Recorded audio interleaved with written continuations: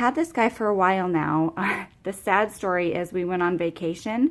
He dried out and like totally died, all but for like 6 leaves. And anyways, since July or August, he's really come back full-fledged and seems to be doing very well. I just have to keep up with the watering because he does not like to dry out. So I don't know. Let me know your thoughts. Now that he's really growing well again, you can see all the tiny little leaves coming in the middle there. So precious. Let me know your thoughts if we should do a topiary or if I should just let it do its thing. Okay. All right. We are going to walk through my house now. So huge disclaimer, guys. I have 3 dogs. 1 is a puppy. I have a husband and 2 young children. Also, I didn't do dishes and haven't had lunch yet. So bear with me. My house is a mess. Here she is. Okay, my Peperomia Ruby Cascade. Look at that, you guys. I got this at Lowe's this year. I think I paid like $7 for it. And it was, I don't know, it was barely trailing. It is thick. It is luscious. I love that you can see the red vine or the legs growing. I don't even know how long this is. It's probably 3 feet long, you guys. It is so gorgeous. You think this is pretty? If you don't know about the Ruby Cascade, let me show you. Look, it's like a gorgeous red waterfall. You can see, so you can see the legs are like pulling out and reaching that way. The way I have it hanging in the window, all of these little tendrils are reaching towards the sun. It is so precious. Anyways, he's getting so long, he's almost reaching out onto the countertop from hanging from the ceiling. So he is going to be, or she, I don't know. This plant is going to be propagated very soon. And I also need to get a new hanging planter for it because I think it needs more soil. I'm starting to get a light green color on the leaves up top here, almost yellowish. I don't think it's overwatering. I just think that the roots are probably too bound. I can't see anything coming out the bottom, but I think it just needs new soil and just some freshness. So anyways, this is number 2, okay? Ruby Cascade. It's a Peperomia. Needs lots of sun.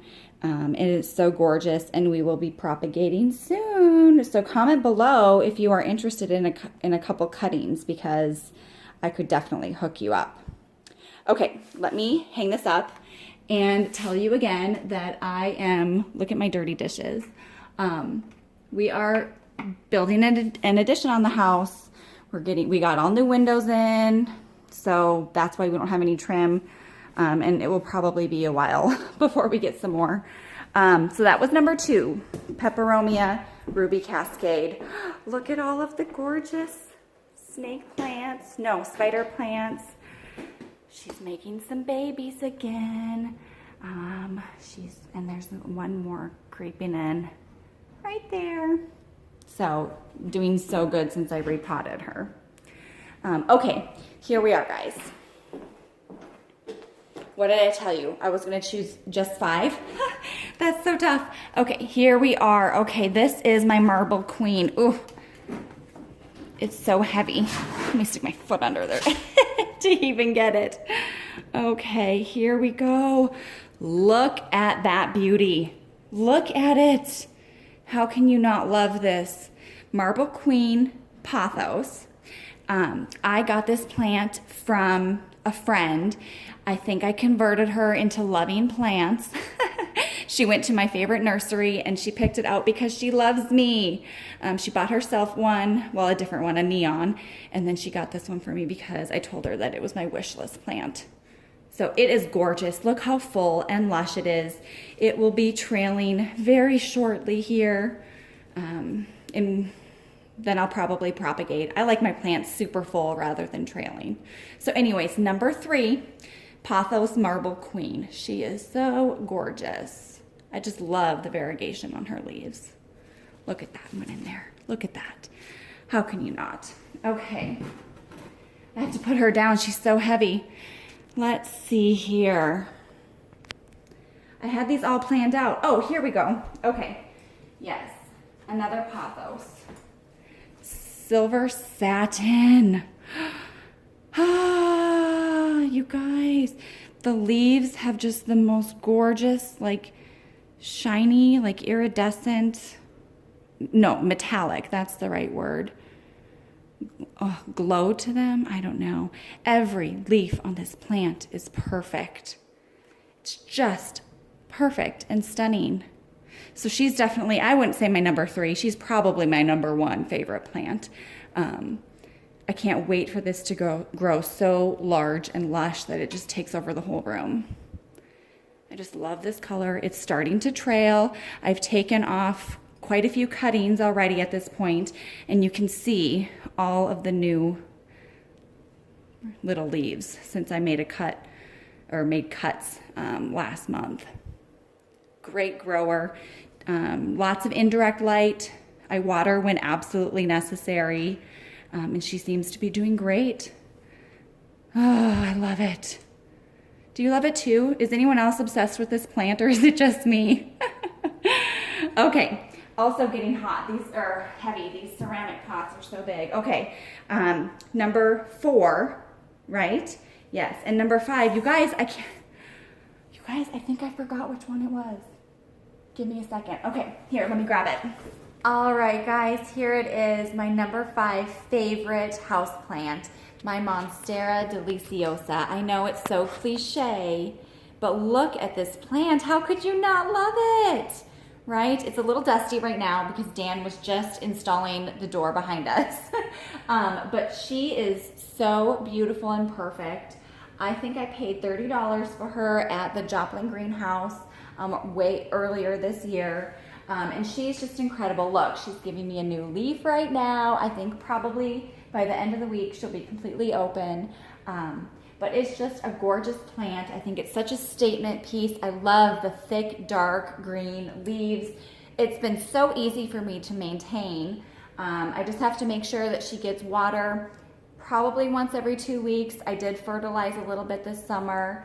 And I made a moss pole. Well, I bought a moss pole, you can see in the back there. And I've used some floral tape, I think that's what it's called. It's like little Velcro tape. It sticks to itself to make sure that the plant is lifted up because I like a big, full, bushy plant.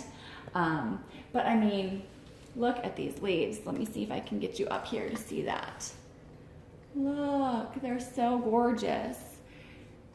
So pretty. I just love the contrast, you know, with the cream walls in the house, and you know, it's just such a statement plant. So I have heard, I don't want to say horror stories, but I have heard dream stories of people's monsteras just like taking over the entire room. And this room is so big that I would be completely happy if it climbed all the way up the wall and went, you know, if I could get it to wrap around the room, it would be a dream of mine. So this is definitely number 5 on my list.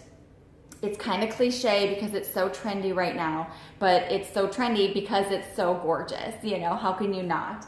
I think I'll probably be propagating this one too soon. So any care tips or propagation tips, let me know. Drop a comment below. I know, you know, I'm supposed to cut below a node so that it, you know, it can grow a root.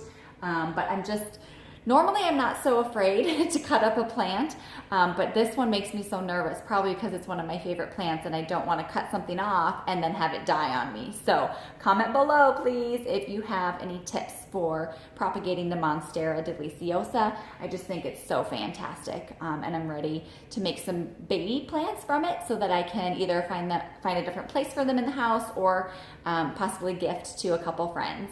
Okay? And then here's a bonus plant, you guys, okay? I wasn't really gonna like dwell on these, but I love them so much. You know I love ferns. Sorry, there's my light. Look at these, guys.